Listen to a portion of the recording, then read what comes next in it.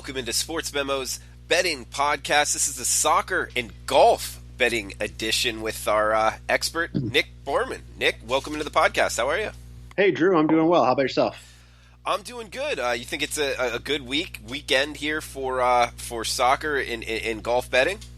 Yeah, we got no Premier League action this week. They're off this weekend and play next week. But golf is exciting. We have the Farmers Insurance Open. It's Tiger's first tournament of the year, so I'm excited to watch that this weekend.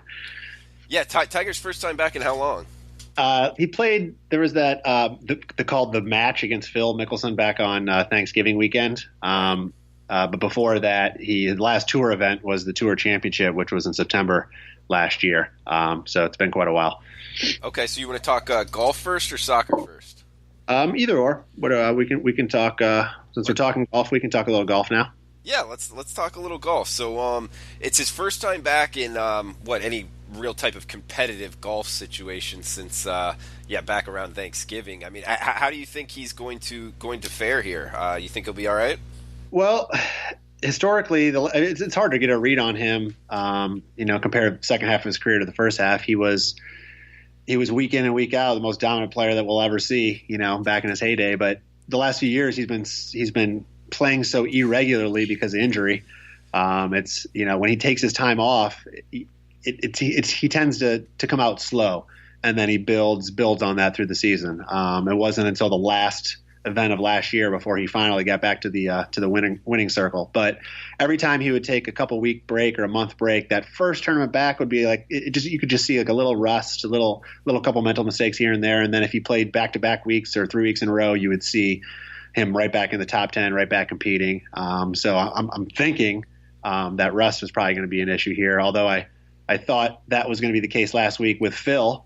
I actually made that my best bet last week going against Phil Mickelson. The guy came out and shot 60, which was 12 under par in the first round. So that didn't work so well last week. So, but we'll see how it does this week with Tiger. But either way, I just love watching the guy. He's awesome for the game. Okay. And guys, if you don't know Nick, you can check him out at sportsmemo.com. Also on Twitter at Borman00. He's a golf pro, which there's a couple things behind that. It's a written test, and you have to actually go out and shoot a certain score, right, Nick?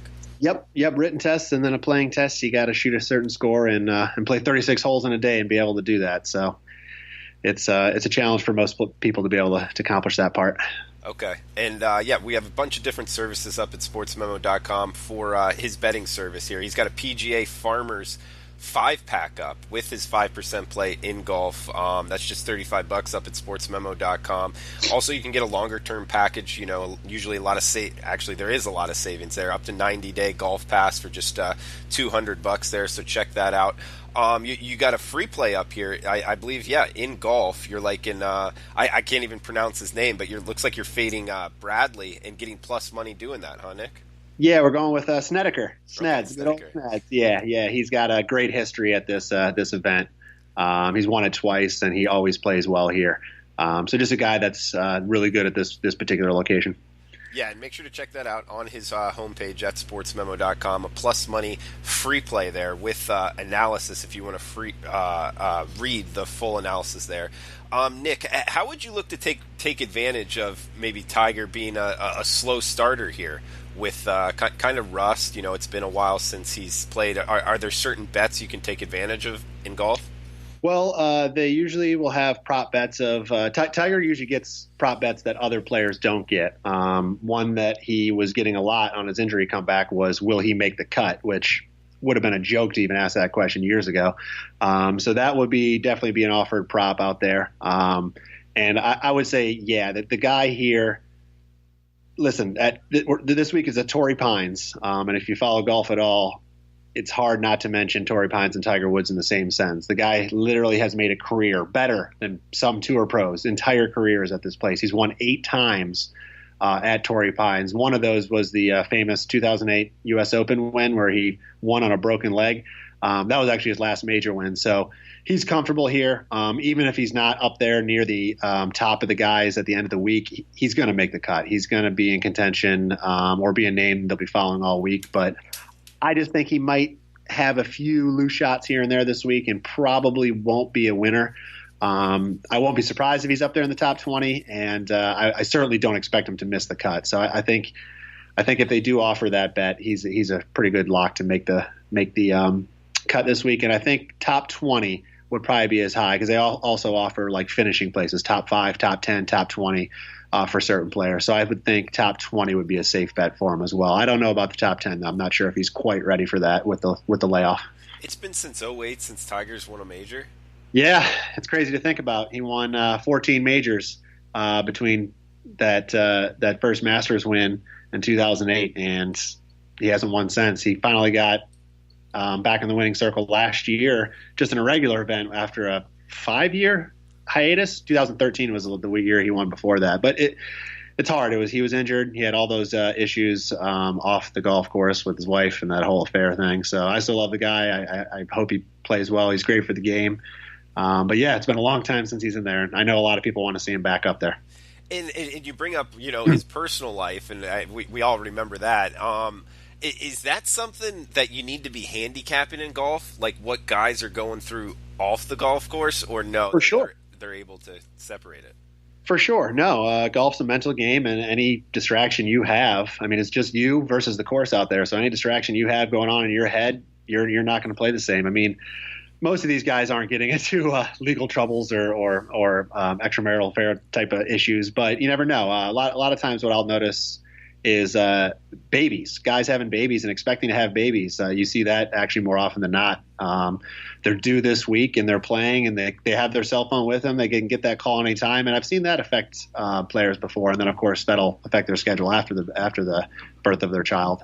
But yeah, anything that you can see out of the ordinary. I mean, these guys are just routine and habits. So once you get them out of that routine and habit, it can throw off everything in their week and in their game. So yeah, definitely something to pay attention to. I love the angle you just brought up, because I don't try to beat the golf markets at all. I'm interested in talking about it and betting it kind of for entertainment, just because of our podcast. But I do bet baseball, and when you bring up having the baby, what's it called, paternal leave? Yeah.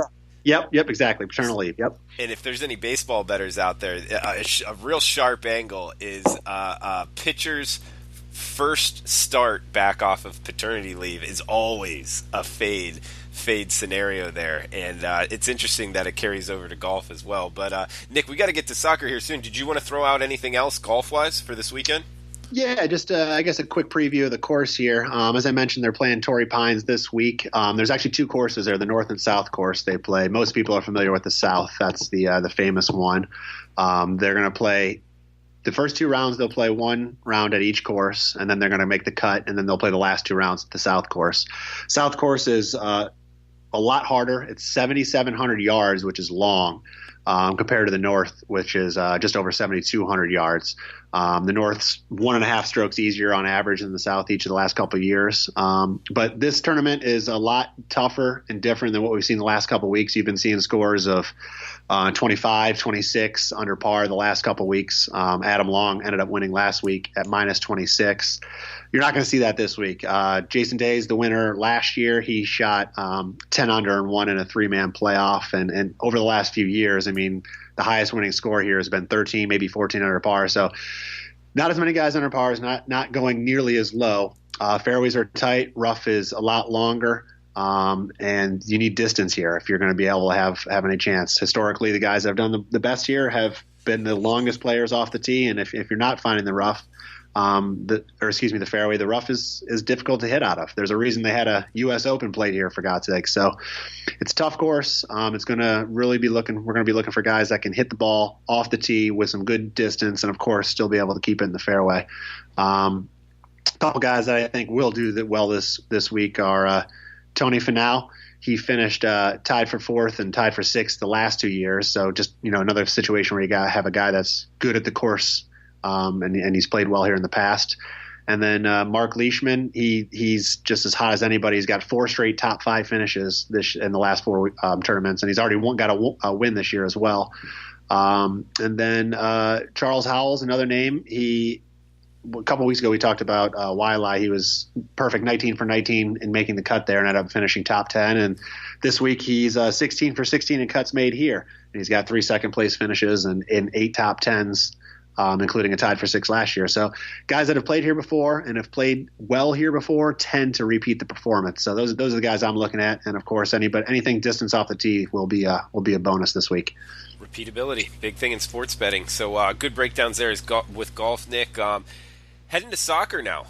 Football, some may refer to it as, and Nick has a 5% top-rated play going on Saturday in Bundesliga, and it's priced at $30 at sportsmemo.com using the coupon code NICKHALF, the podcast coupon code NICKHALF at checkout. We'll take half off of that price. You can get it for just $15 there. That also comes with, guys, remember 5% plays come with 150% credit back guarantee. So if you lose, you get 150% back to your account.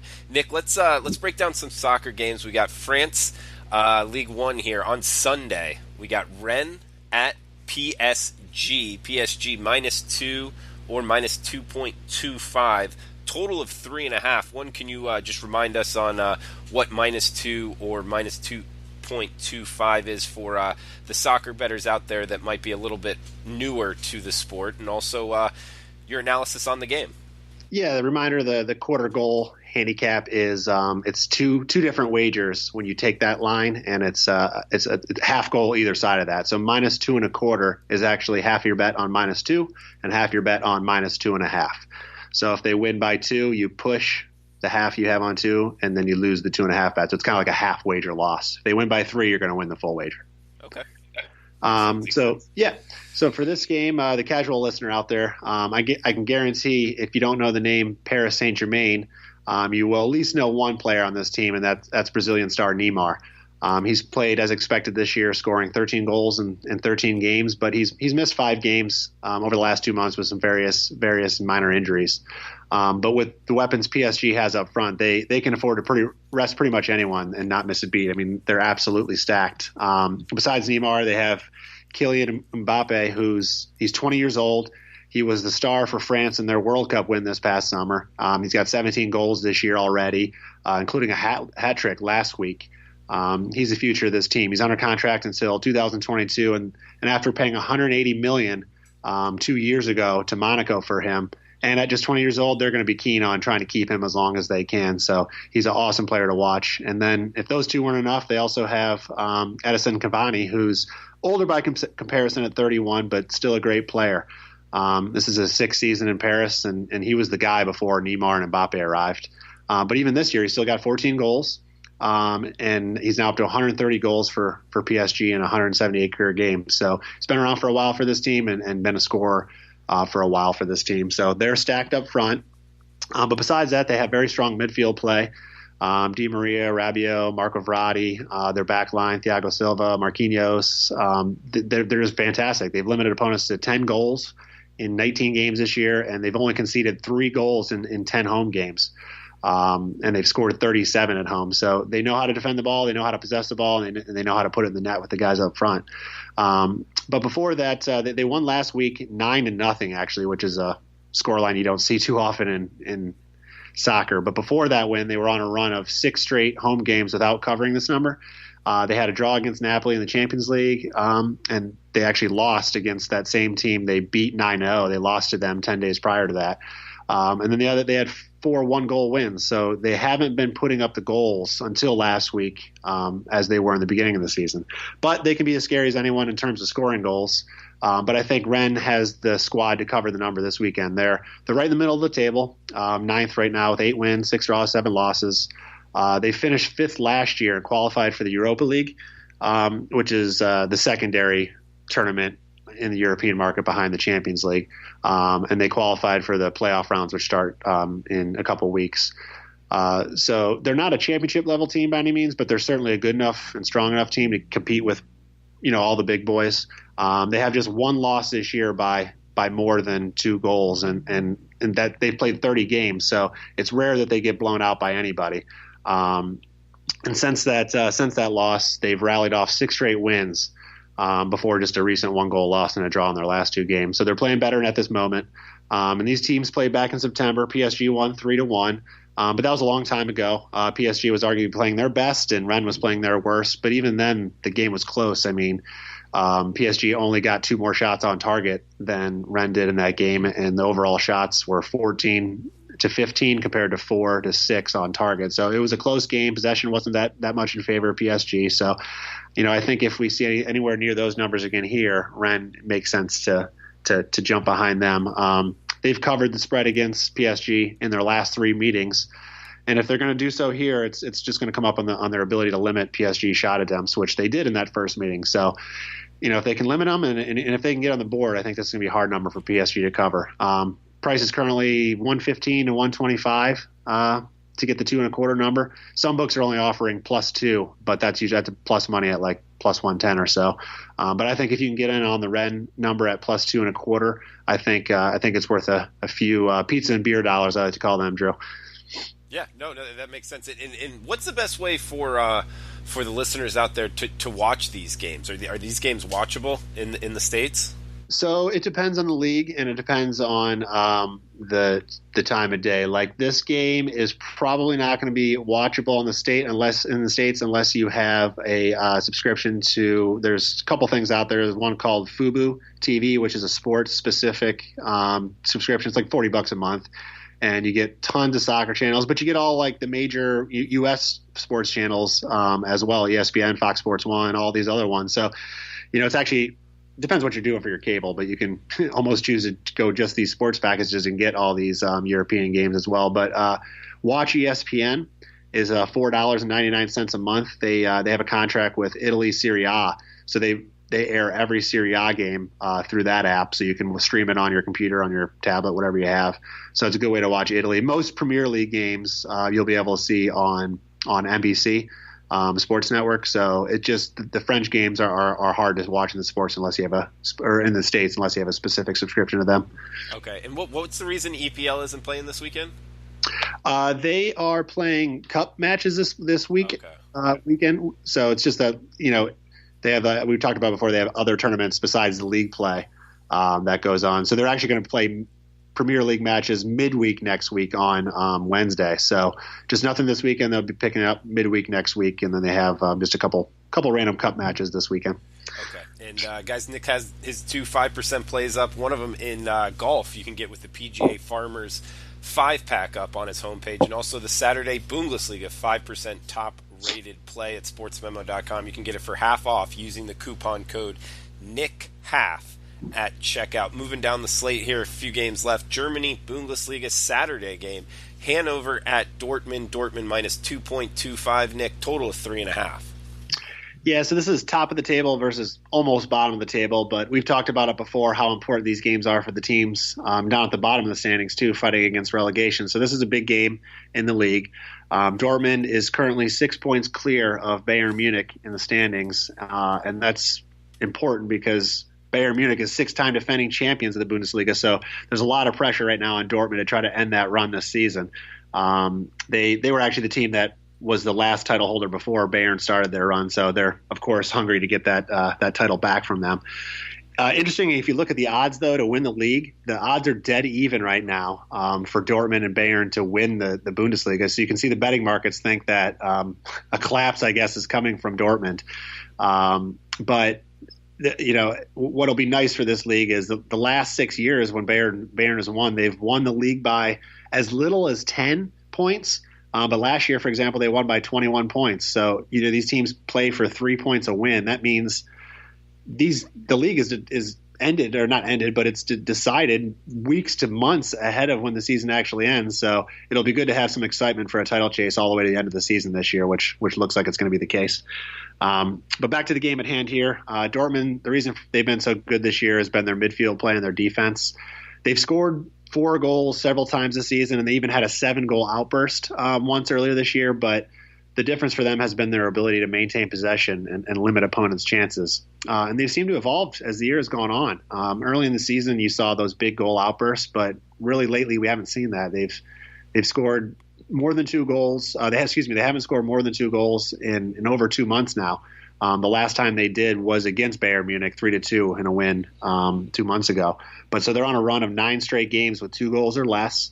And earlier in the season, they had scored 3 goals or more 9 times in the first 15 games. So you can see how much different their results have been recently. They're also on a run of 9 straight unders, staying under this total in 9 straight games, including a 1-0 win last week, which they got just 4 shots on goal and held Leipzig to just 5. So what's going to be interesting for them is how they're going to handle playing Christian Pulisic the rest of the year. He was transferred to Chelsea over the holiday break, and last week was the first game they had playing after that transfer happened.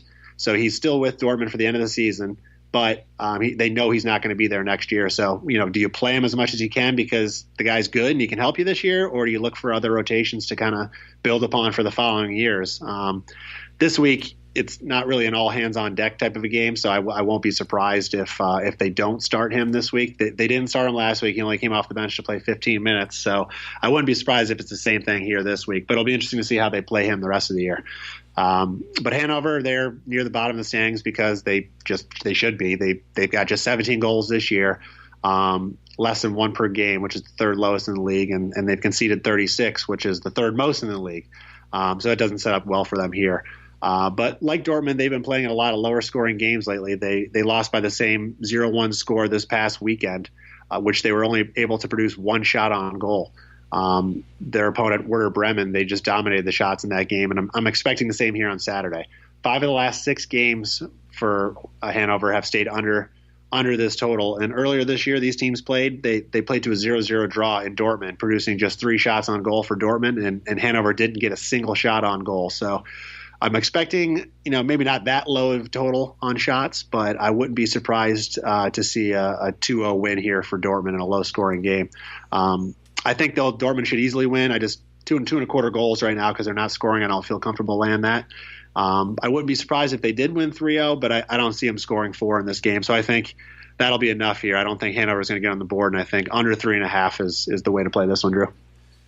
All right, Nick. Well, we got 2 in Italy Serie A. We got Saturday, Napoli minus a half a goal at AC Milan, total of 2.5.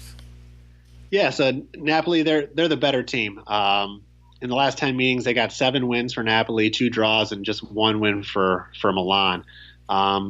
Napoli, they were unlucky in the Champions League. They got drawn into the toughest group there. They were alongside of Liverpool and PSG, and they ultimately were finished third and bounced out of the competition, and now we're down in the Europa League. And it's always a weird situation when you have the top teams drop into the Europa League playoffs, because remember, that's the secondary European tournament, so their aspirations for that tournament aren't nearly as high.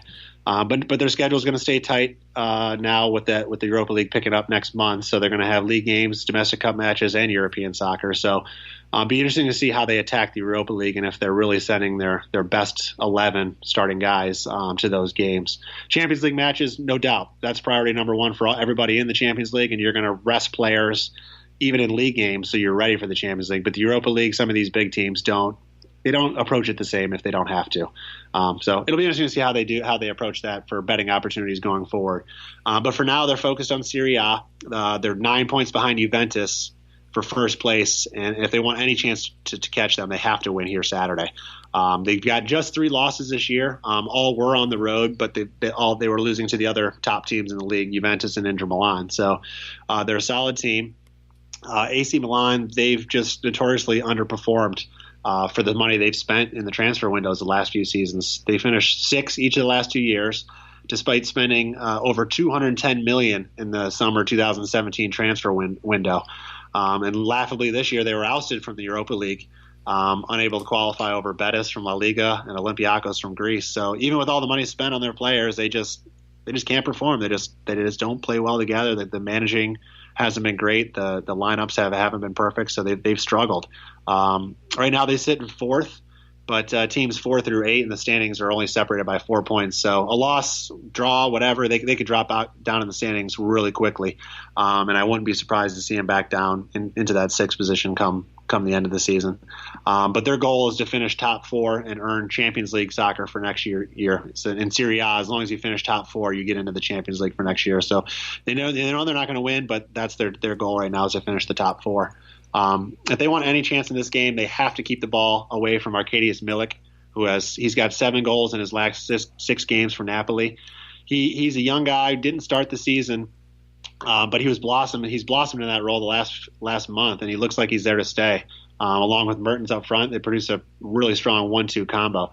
They take the most goal attempts per game at 14.5 compared to the league average of 10.5, and they produce the second most shots on goal at just over 7.5 per game compared to the league average of 5.5. So they're definitely an offensive-minded team. Milan, they struggled against Juventus when they came to town back in November, losing 0-2. Juventus controlled possession of that game and outshot them 8-2 on target. Napoli is on a level close to Juventus, not quite there, but they have all the players to travel to the road and beat a good team like Milan. So for me, this game is just about Milan disappointing me over and over again over the last few years. And I kind of think they're pretenders in the big stage, and I don't think they just have what it takes to compete with the best teams in the world. So Napoli right around even money to win the game right now. You can take them on the money line or minus 0.5. It's the exact same bet. And whichever price you can find better. Sometimes books offer different prices for either one of those lines, even though the outcome is the exact same. So whatever price you can get that's around even money, I would go with Napoli in this game. All right, Nick, last game up, we got Sunday, Roma at Atalanta. I believe I'm saying that right. Minus 0.25 in a total of 3 to finish us off, Nick. Yeah, just an extra A instead of Atalanta, just an extra A they got in there. But just 2 points separate these teams in the standings. You would not guess that to be the case 2 months ago.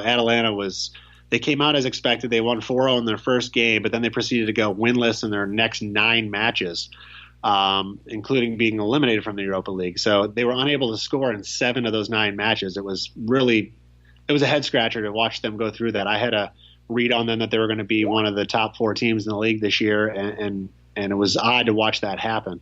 But they look like they've rounded that corner, and they're actually the number 1 scoring team in the league right now with 44 goals. So with 7 of 9 games being held scoreless and now up to the number 1 team, you can kind of see how lethal their attack is. They've scored 11 goals in the last 2 games. They were close to handing Juventus their first loss of the season.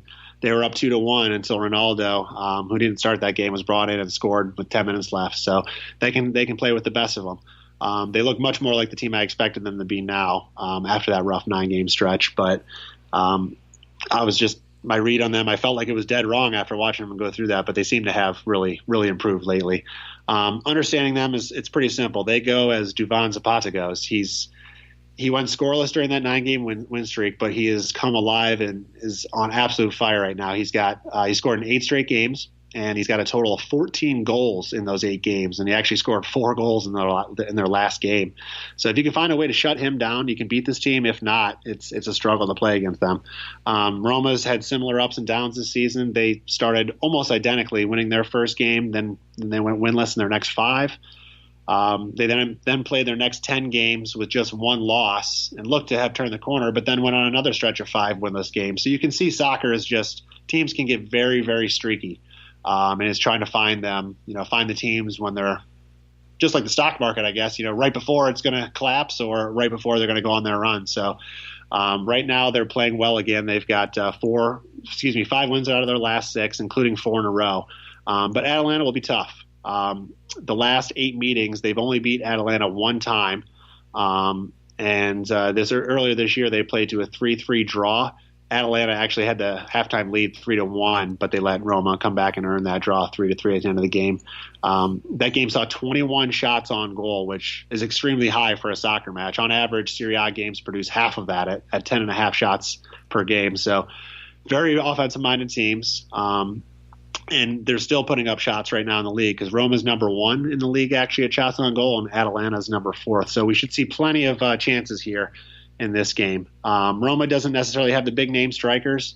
They have Edin Dzeko up front, but this year he really hasn't scored like he has in the past. They've been doing most of their scoring from the midfield and backline positions. So I think that could hurt Atalanta in this game. Atalanta likes to press forward, and they like to get the ball to Zapata to do all their damage. So they can get caught on the counterattack pretty often, and that's kind of how Roma's been playing this year. So I think we're going to see a lot of opportunities in this game for both teams. I think Zapata is going to continue his goal streak. He's going to get on the board. Atalanta's going to feed him up front, and at the same time, I think Roma's going to catch them on the counterattack when they do that. So The over is a way to play this one. I mean, the trends are all pointing that way. Atalanta is the number one over team in the league. They've had 14 of 20 matches this year reach at least 3 goals scored, and that includes that 9-game stretch earlier this season. So in their last 12 games, all but one game has reached 3 goals scored. So really playing some offensive soccer lately. And Roma, they're on the similar run. They've had 7 of their last 9 matches reach at least 3 goals scored. So I think that's what's going to happen here in this game. I think we're going to see a ton of chances and hopefully balls in the net. So my official free play this week, Drew, is over 3 goals in this game, it's currently priced around -110 right now. All right, great stuff, Nick. And guys, Nick, 5% top-rated plays year to date, 14-7, 67%. He's 12-7 in soccer, 2-0 in golf. He has one in each going this weekend. You can get one in his PGA Farmers 5-pack with his 5% top-rated play going in golf this weekend. Also his Saturday Bundesliga 5% top-rated play at sportsmemo.com, and you can get that one in soccer for half off using the coupon code NICKHALF at checkout. Nick, thanks for the time. Guys, thanks for listening. Best of luck with your bets. We'll be back tomorrow with Teddy Covers breaking down college basketball and NBA betting cards.